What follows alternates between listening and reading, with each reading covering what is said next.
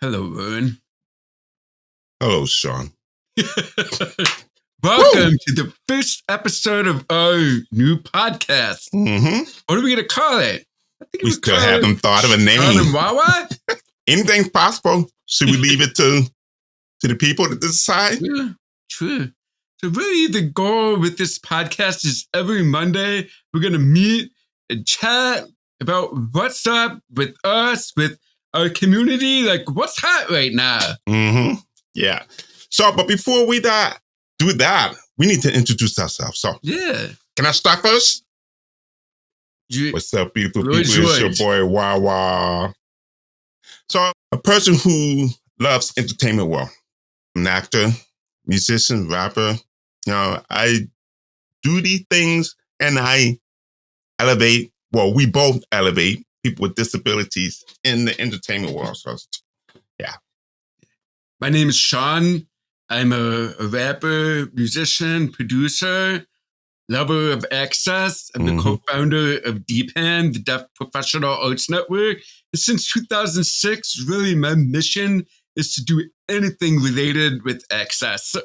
I just love access. I love seeing access. It always makes me excited when access is there and provided. I mean, just like this podcast, you know, obviously we're talking and signing at the same time, but our goal is to make this accessible to as many audiences as possible. Exactly. Now, you have to understand, accessibility is still has room for improvement. So we're still working on that, encouraging.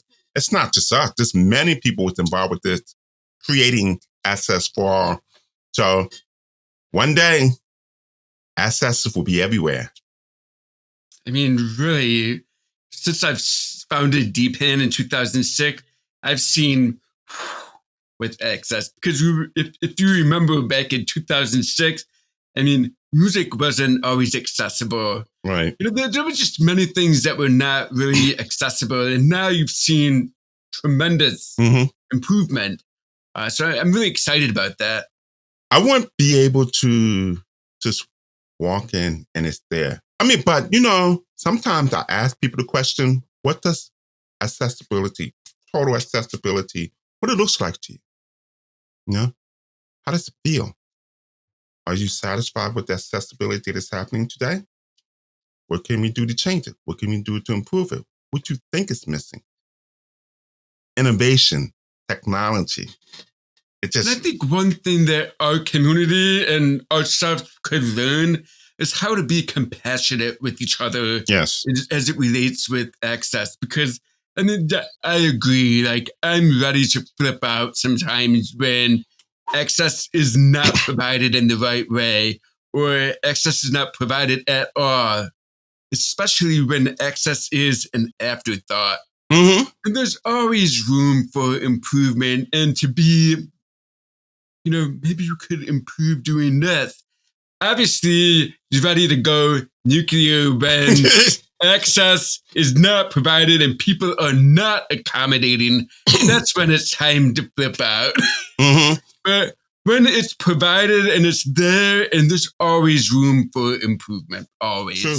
So one thing you need to understand that we talk a lot about access, but sometimes there's some people out there don't really understand why you keep talking about it. Here's a visual. There's 1.3 billion people in the world who have disability, but only 16% has accessibility. And that's very, very tiny. 1.3 billion people with disability has access, but it's only 16% of the world. So, and that's a general. That's not just the signing in the deaf community. That's in general. So I mean, the signing could be a lot smaller. Braille, with the blind community, having access to books, to media, to information is very limited as well. Having access to buildings, you know, for those who are in wheelchairs. So our community is a small part of this big, you know, the big picture. And obviously, we're very passionate about the signing and captioning and visual descriptions for those who are deaf blind, because disability is often, it's not just one disability. There are many people who have several different disabilities. And there's a lot to take into consideration. So, again, what does total assets look like to you? Yeah, it's cool. But I got to tell you something. Over the weekend, I was in California. I love visiting California. Weather good?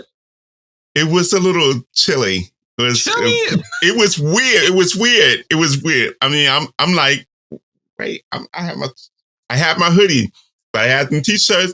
I was like, my hoodie is becoming my best friend here in the state in California. It's funny because before I've flown into LA with shorts and short sleeves for the day, and I got off the airplane and ended up buying a $60 hoodie in the airport. No, don't do that. People prepare. It's easy to take off layers, but it's not easy to add them if you don't have them. So anyways. Yeah, so I was there for an expo, DeafNation Expo. And I'm hoping I pronounced this right. Pasadena. EENA. That's where they host the Rose Bowl. And then also NCAA football. Yeah. Right. But it's also the place where we were at. Just walking distance. It's the building where they have the auditions for America Got Talent. Did you show up? Did you audition? There was no one there, but that building was there. I was like, it was nice. But the hotel was beautiful. That event for Expo was mind-blowing. It looked amazing. Oh my gosh. It was so much fun. It was packed.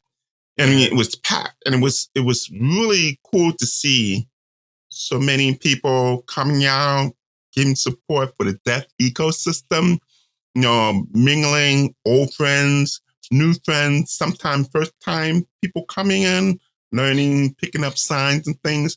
And it was and several celebrities popped up. I'm talking about deaf, hard of hearing, and coda celebrities popped up. Yeah. Well, we had several people. I mean, but Justin Lancor, who some deaf guy. Deaf guy, yeah. Awesome comedian. Then you had Bitch family. Family, yeah. And so they were there, and it was several more who popped up. Now, they didn't have booth or anything. Shaheem was there. Yeah, Shaheem was there. Cool. So he came with his family. Beautiful family. Beautiful family. So I had a good time just talking, meeting with other people. So to see that many people just coming in, coming out, staying, talking, meeting, and really expressing how glad they would be there.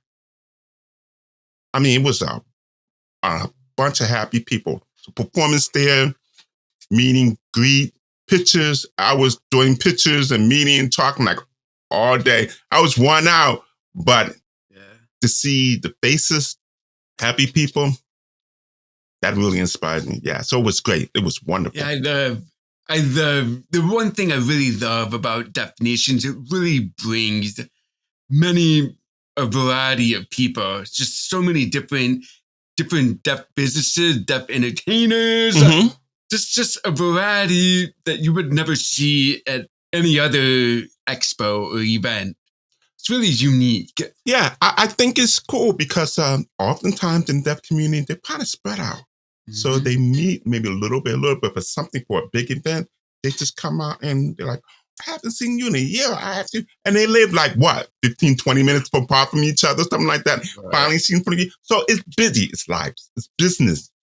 So coming at an event, an expo like this, like, family time. You know what I mean? Right. So it's good. So it's worth it. But it was cold. People show up early, stay there all day, try to get free stuff, right? I got one. I got one person asking for free stuff? No, I got one this week. So I was like, so that was good. So I gave it for my queen. It was specifically for her anyway. So, but it was good. But yeah. How many songs did you perform? Oh, I did 4 songs. Okay. Okay. One was a cover song. The rest were original. And then I was explaining about a festival that I'm planning to host next year in Washington, D.C. Yeah. But it was great. And wow. This is the last for the summer. Mm-hmm. And then they go back and start again in the fall. So if you guys check for DeafNation Expo, I highly encourage you. You will be there? For the fall, I have one. You have one? So far. Cool. We'll see. Awesome. Yeah. But really, I want to talk about the NFL draft that I went to recently. That's right, you went. That they hosted in Detroit. Bro, so cool. Mm-hmm. So cool. I never in a million years thought that I would be anxious to go to an NFL draft experience.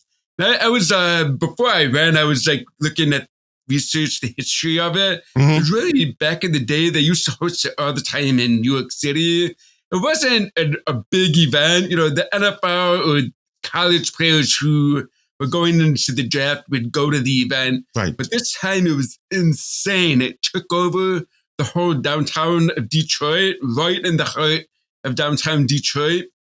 And, you know, leading up to the event, there were several deaf people in the Detroit community who were pinging me, asking me, how can I go to the NFL draft? How can I experience that? And for me, I was like, I don't know. But you have NFL contacts. Like, but I heard it was a record. I went to the Super Bowl. It doesn't mean I personally had NFL contacts.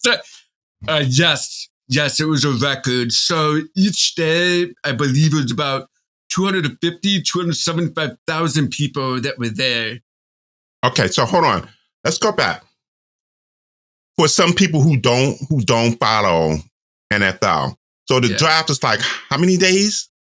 3 days. 3 days. 3 days. So the first round was like Thursday night. Right. And then the second round was on Friday night. Mm-hmm. And the third round on Saturday. Right. But it seems to me like it still continues after. Like that fourth round, fifth round, but the big rounds are in the beginning. What do you mean? And then after that, you know, they're still picking. But really it was crazy because I really wanted to go, but I wasn't sure if access was provided. I tried to do some research. It said access is provided, but what does that mean?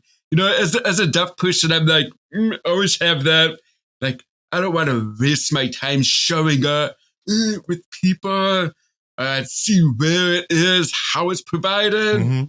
So what happened was on Thursday night, I was going at the last minute. They said, do not come to Detroit. It's full. You won't be able to get in. So that was my answer on Thursday night. So it so happened that several deaf people were there. And I was on social media. My whole social media was with the NFL draft. I mean, just Detroit was crazy. And I saw one friend of mine post a video. I'm here at the NFL draft. And he was showing, and I saw a group of deaf people there. And I saw the interpreter. So I was like, I know that interpreter is a good friend of mine. So the next morning I texted her. I said, what's up, access NFL? Very last minute. Asked me if I was interested in going. I'm like, yes. So I texted my boss, my wife, and I asked her, can I go to the draft tonight? Yeah, go. So I went with a small group of friends, and it was amazing to be able to just stand there and see the fans of each team. Oh, insane. I mean, some of these fans were dressed to the nines. Really, it was over the top in a lot of ways. Fans. And then behind us, we were in the VIP area. The interpreter was standing right there. So the interpreter would be like, right now, trade happening between this team and that team. I mean, for me, if I was at home watching it on TV, it would have been delayed. I probably wouldn't have caught the certain thing that I would have caught during a live, NFL draft experience. So, yeah, the interesting thing is after it was done, they asked me, what do you think? You think the deaf community would want to go to future NFL draft experiences? I'm like, yes.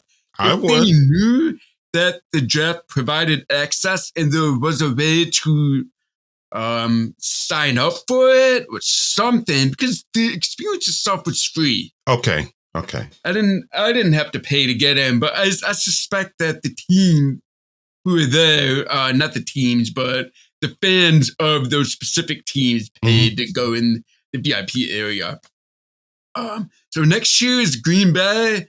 Deaf community, if you guys are interested in going to the NFL draft, we got to figure out how to do that, how to really experience that. This really shows that the deaf community is really invested in the NFL. Oh, yeah. It really wants to go to the game, wants to be a part of it, not just the last game of the year, the Super Bowl, but really the whole season. Deaf people want to go to the games. They want to experience it like a hearing person experiences it. So for me, like going as just an attendee and to see access like that, no captions, but just to be able to, with friends, to see other deaf people who are fans. There was a big group of deaf people who were Philadelphia Eagles fans. That's your team. So of course I'm thinking, Wawa, Philadelphia Eagles. Hardcore. And when their draft came up, they went to sit with their Philadelphia Eagles compadres, and they were on TV. They were like rooting for the Eagles, so it's fun. I tried to go up when the Detroit Lions were picked, but as you can imagine, it was packed in that area. I mean, you could see like just people. So I tried to get in there with another friend. The other friend was like, come on, let's go. So we ran, and the security guard was like, you can't enter. Oh, we're deaf. We tried to pull the deaf card. No, can't get in. So my friend was like, let's go another way. So we tried to go around. And right as we went around, Barry Sanders and the mayor of Detroit walked out. So it was like, Barry Sanders right there in the flesh. So I'm like, woo! Then that security guard showed up. I told you guys to go back. You can't go in this area. So we walked back to our seats. Like Didn't want any drama. Sounds like he followed you. Yeah, he followed us. I see them. They're trying to get in. Well, but rich experience. It was really a great experience. So did you say how many people attended? I think altogether, the whole weekend, but 700,000 people attended, and it beat the record. The previous record was Nashville with 600,000 attendees. So you think it will increase? Think it will increase every NFL It'd be interesting because Green Bay is a much smaller town. It's a much smaller town than Detroit. So we'll see. We'll see next year what that brings, how they host it, what it looks like. But it was really cool experience for Detroit, and I'm excited for what's to come because now they're talking about possibility of hosting the NBA All-Star Game here in Detroit and hosting many different events here in Detroit. So I've been talking with several interpreters about, how can we amplify efforts to really make sure the deaf community knows about access being provided, because I started to realize that the interpreters in a lot of ways hold the key. They hold the key.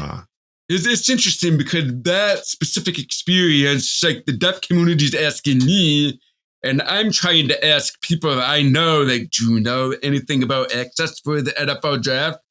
No, maybe you should contact this person. I contact this person. No, I don't know much. I'm like, okay, it seems to have a problem here. How do we resolve letting the deaf community know about access? I feel it's a repetitive topic. No, it's okay. It's good to know. And it's sometimes people don't get it the first time, maybe the second, third, fourth, even if it's the same message.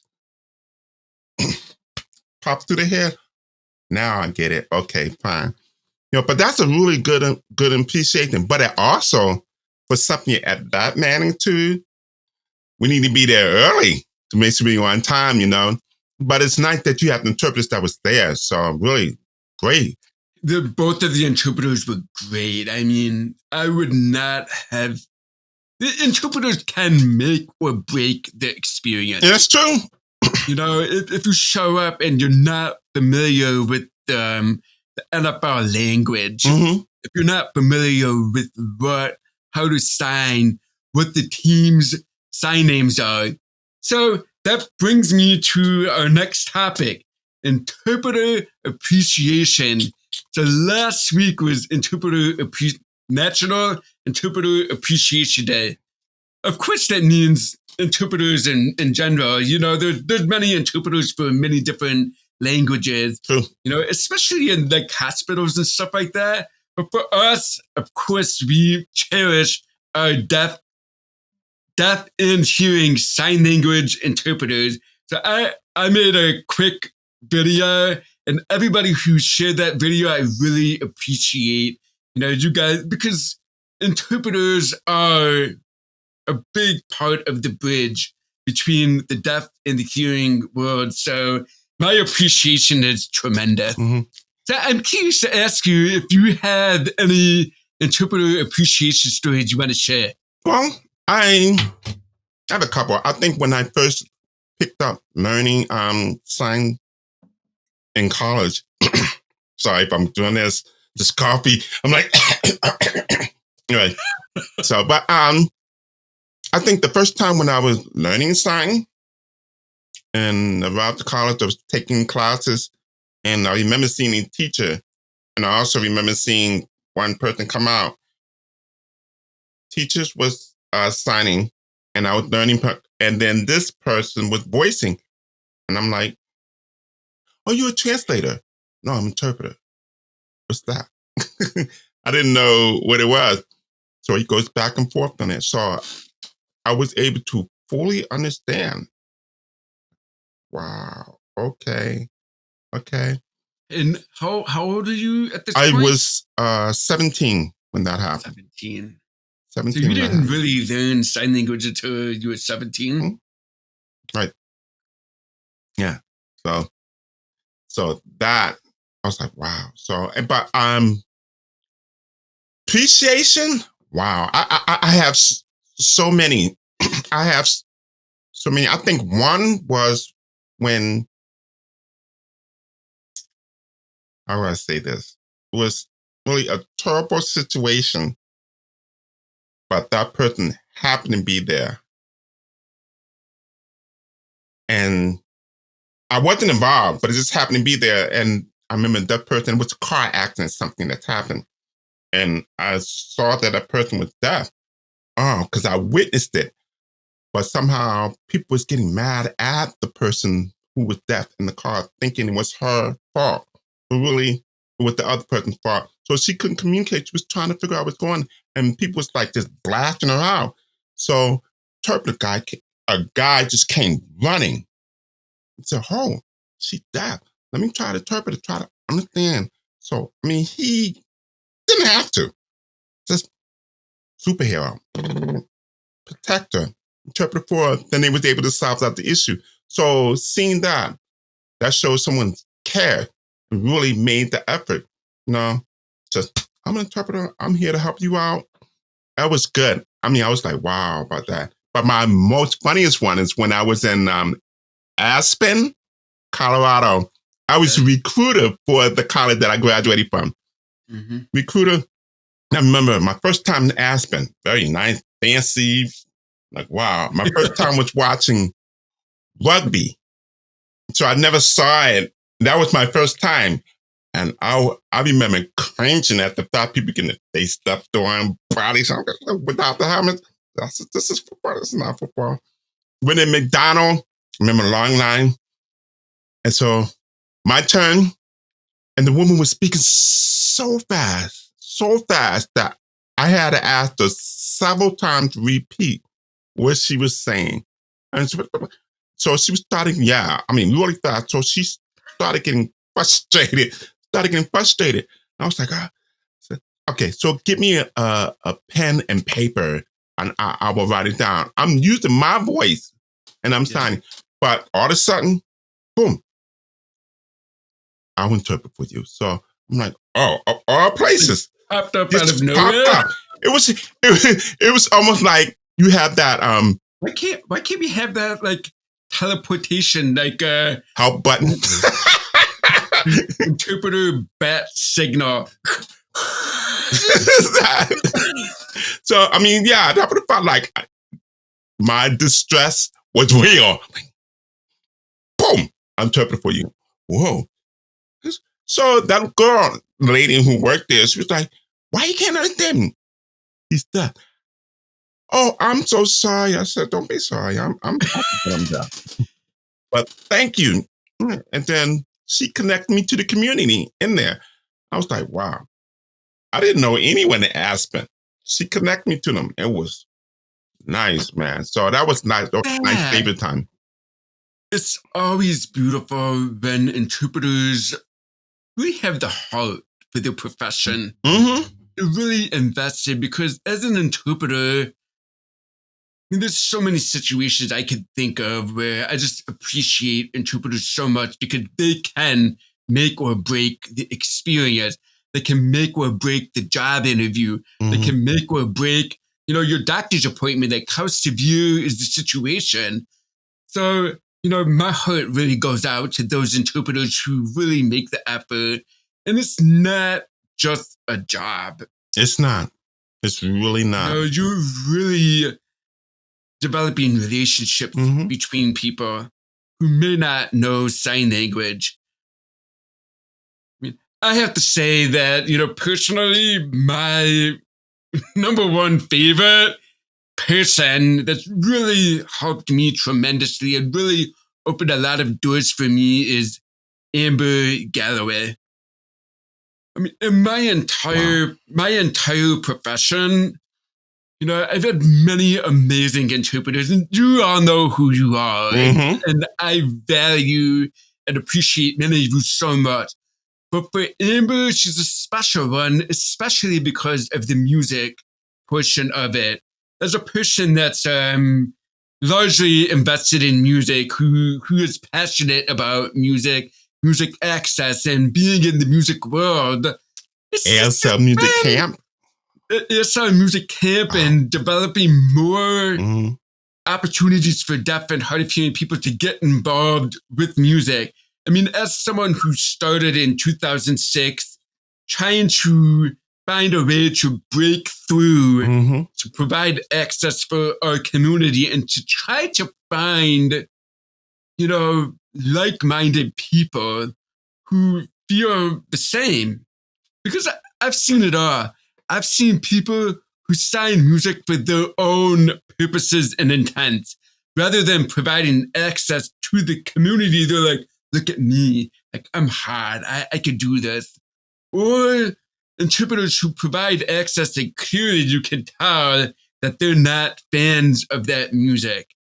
So Amber is someone that I feel always tries to match the music with the deaf interpreter or the interpreter, to try to match, to provide the experience. Because I've been to several festivals where she works at, and I'm always mind blown by the experience itself, and to see the person on that platform signing, looking who's feeding them, how they're getting that experience. I mean, really a tremendous effort goes into providing this access. And it's not just music, easy. Prep work to provide access. It's insane. Because like recently I was talking about the NFL draft. I mean, like, you need to know like who the teams are, what their mascot is, where they're based. I mean, it's like Green Bay. Where is Green Bay? it's in Wisconsin. I mean, I know that, but generally, some deaf people might Green Bay located. So as an interpreter, you need to do as much homework as possible. So when you're providing access for any performer, you really have to do your homework. They do a lot of research. They do a lot. So they provide it, they care, they're in there. So speaking of Amber, she puts her soul in her work. She really does. She cares. I loved her. She's also the person who helped us in the Super Bowl, But with that, I mean, talk about that, because to me, when I got the call to go to the Super Bowl, I mean, I admit my first thought was, oh my gosh, like, this is huge. The whole community is going to be watching me. I admit that I haven't really signed other people's songs. I mean, I do it in the car all the time. I signed to myself, but on a platform like that, I mean, number one, it's an honor to be asked to go to the Super Bowl, to stand up and to represent our community. But at the same time, the work starts now to prep for it. We prep for a month. We prep for a month. I remember when we got the call, I was like, okay, Wawa, the work starts now. So I remember I put together a video. The DeafNation team captured it, made sure it was, I picked all of the best verses, and I feel that was 90% right. There was some surprises. We worked it because we didn't know what song they was planning to put out, the artist put out anything. So I remember Amber and you said, just get the top 10 songs they already do, just practice them all. And we met like twice a week, the whole time for like 2 hours, just, So by the time we got there, we was listening to music. Oh, we know. No. Oh, we don't know this. You take this fine. We take this fine. It's like I remember being in the car on the way to the Super Bowl. We would always play music and sign. I remember we were signing Tupac. We were signing everything that was West Coast gangsta rap, because we knew that the whole event was about that. So Amber was one of the very, very exceptional person who really made this access happen, because when we were there at the Super Bowl, everything was so top secret. They wasn't giving out anything, so you couldn't. So we was asked for music, stuff like that. We struggled with that. Well, a few things that was newly written just for the Super Bowl. Right. We didn't know that. Amber was like, I got you. Spoke to other people's camp, the artist camp. I mean, just got it. We start practicing. She was key for that because we arrived at the Super Bowl. We didn't know what the set list was. Right. We watched the first performance. Boom, boom. I remember it was like, okay, they're playing that song, and then 50 Cent showed up. Yeah, he was the guest star, right. Yeah, I was, in the club. Go, shorty. It's your birthday. And Kendrick Lamar. Kendrick Lamar. I mean, he wrote one verse that was specifically for the Super Bowl. So we didn't know. Like, so we asked. And I think all of us, Amber could stop at a hard time because he was rapping at supersonic speed. He was like, so it's like, you have no idea what he's saying. Another language. Luckily, Amber, with her experience, working at many different festivals, working with many different teams, she actually spotted somebody from Kendrick Lamar's camp. Right. And went up to them. And the other person was like, what are you doing here?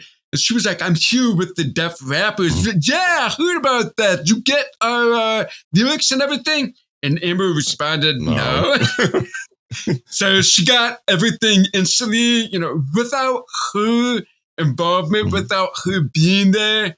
I don't think that we would have had as much support as we could have had without her. So, like, her... Right. It's amazing. Yeah.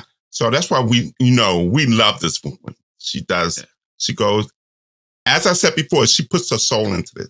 Her soul is just really into it. So there's a lot of other interpreters that same thing, and just providing because they care. They know, they understand. So I'm really grateful, not just in national, but for the world, other interpreters from other countries. Woo! Yeah. Talk Wow. about our ladies from Barbados. Our queens from the Barbados, Nikki Champagne, Nikki Harris, and Yeah. Tracy Tyler. Yep. Tracy's from Scotland. Yep. Scotland. While Nikki's from the UK. So I remember signed BSR. BSR. But they were our interpreters too. In addition to Bonnie. Bonnie from Barbados. So she signed ASR. Yeah. But she wasn't with us all the time. So sometimes we had BSR interpreters.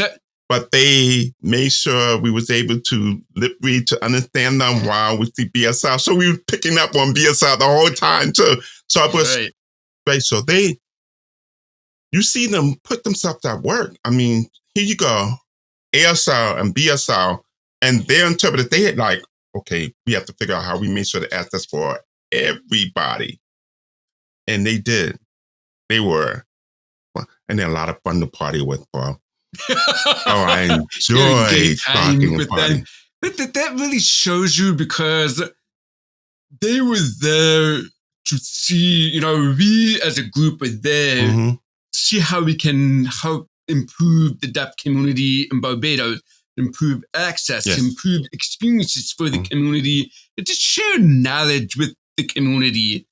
And it was really fascinating because the interpreters themselves are, Bonnie herself, I think she's one of, if not two interpreters. Two certified interpreters in our whole country. The whole island of Barbados, too. So I remember Bonnie saying, sometimes I wake up in the middle of the night, a deaf Barbadian's been arrested, is in jail, or, a deaf person's in the hospital and needs access. Yeah.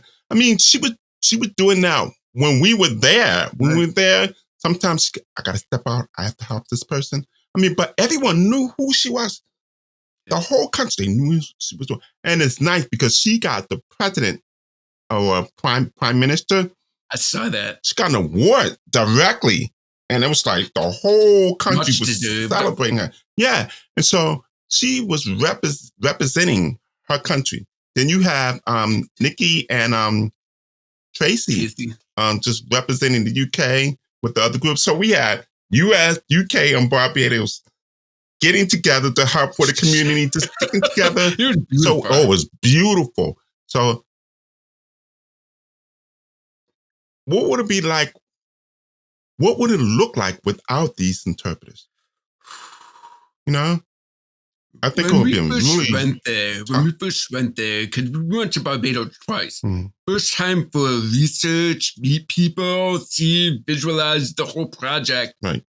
Interpreters were crucial in so many different ways because, I remember meeting the Steel Pen Band. It was really from BCC. hard because the Barbadians, even though they speak English, they have a strong accent.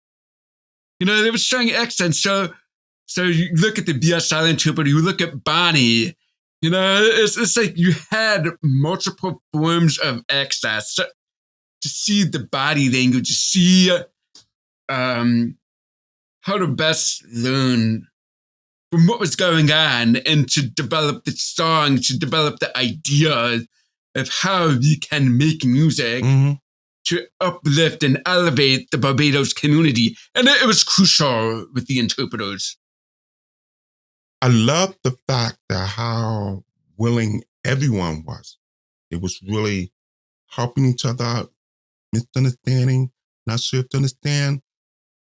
People just went out their way. The interpreters were there to explain, expand it. The hearing people from BCC, Barbados Community College, for the music people, it was like gesturings, everything. So it was like a partnership was there. We all became a family. We were there for a short time, but we became really tight. So that was the first time. The second time, it was like coming back home. Let's go.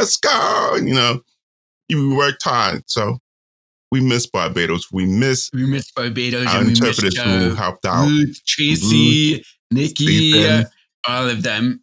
Yeah, so All of them. it was great. Yeah, I mean, without the interpreters, the experience would have been totally different. Yeah, sure. I believe so. Sure. So thank you to all of the interpreters. You know who you are around the world.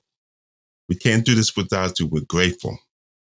Wow. I agree 100%. I'm curious, John, you mentioned Kendrick Lamar recently. Have you been following the beef between him and Jake? Honestly, with other people who I collaborate with songs with, my team, great team. Yeah. So they've been posting and going back and forth, and I'm like, so I think I'm lost, I'm drowning, but this beef is insane. It's insane. At first I was like, why are we having this beef? Then I was like, oh, okay.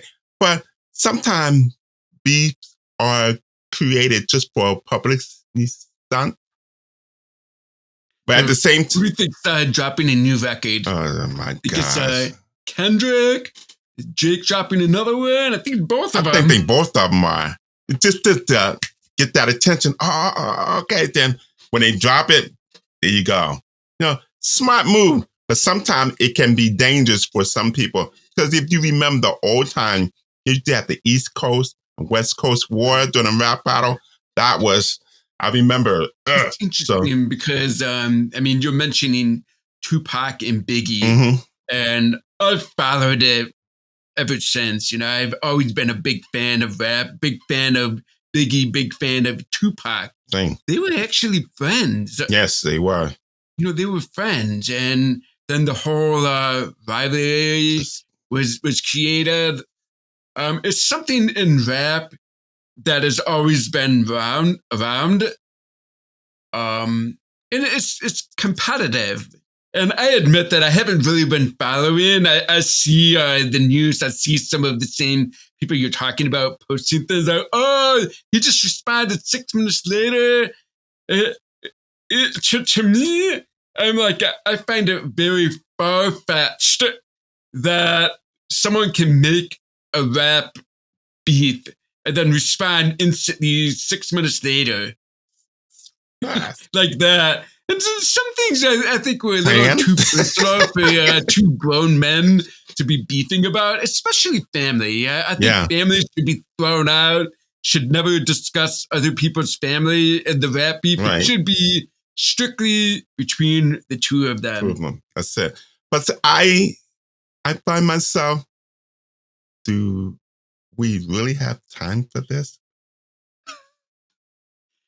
You know me, I'm positive. I like to just go on. If I have something against you, that's between you and I, but I don't have to follow up or try to get revenge. I'm not an revengeful person. I don't do that. I have things to do. I have a life. You have your life, keep going. But at the same time, when you see this, you see how fast they responded, going back and forth. It made me think, you must have planned this. I agree. But okay. But people out there, they're enjoying it. Love it. You know, the drama, the ooh, the ah, the sounds, the creativity, the wordplay.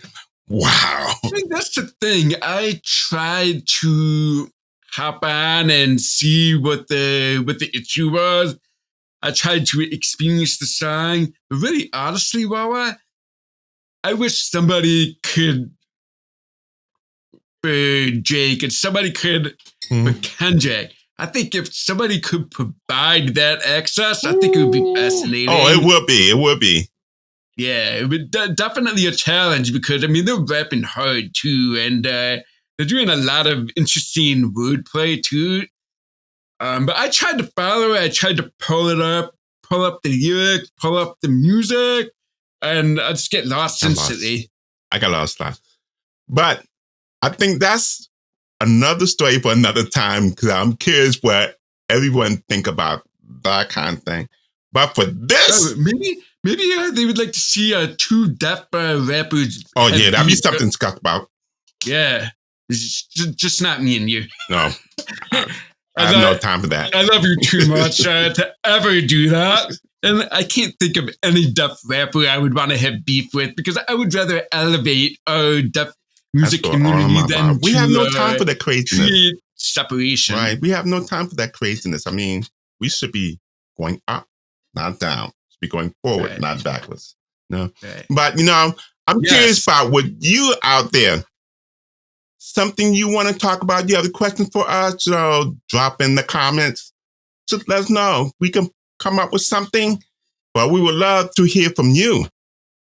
What topics you want us to talk about? Now, mind you, we're not going to follow every topic that you put out there. We're just going to screen, pick through that we feel that's important and worth to talk about that will make a positive impact for you. I agree. I support that 100%. I don't want to talk about negative things. I want to talk about positivity in our community and to elevate access, to elevate our community and to be positive in general. I mean, change is tough. Yes. Change is challenging. But I believe that the two of us have always talked about how can we contribute to this? How can we be positive influencers of change? That's really the goal of drop gems and positivity and be uplifting because you've always been that for me. I mean, we've been friends for over 15 years. We've always kept that positivity. So we've been helping each other out for many years, and sometimes in general, deaf music artists back then didn't have any other people to talk about these things or to look up to for advice or anything like that. So we experienced a lot of things. So what we gain our knowledge from, we share. Yeah. And it's fun to watch people who really take our advice and watch them grow. It's like, wow, we had a small part of that. It's nice. It's paying it forward. And even the people who didn't listen, who said, no, like, I want this. You do you. I respect that. Yeah. Because I'm like that. People offer me advice all the time. Maybe you should do that. Maybe you should do that. I'm like, why don't you do it? Just build that dream. Don't quit. Yeah. That's it. Yeah. Thank you all for watching. Tune in next week. Like, subscribe. We're making this a thing, and we're really excited about it. And I'm looking forward to more of chatting with you and really getting down in there. Evil laughter. Thank you. Show some love.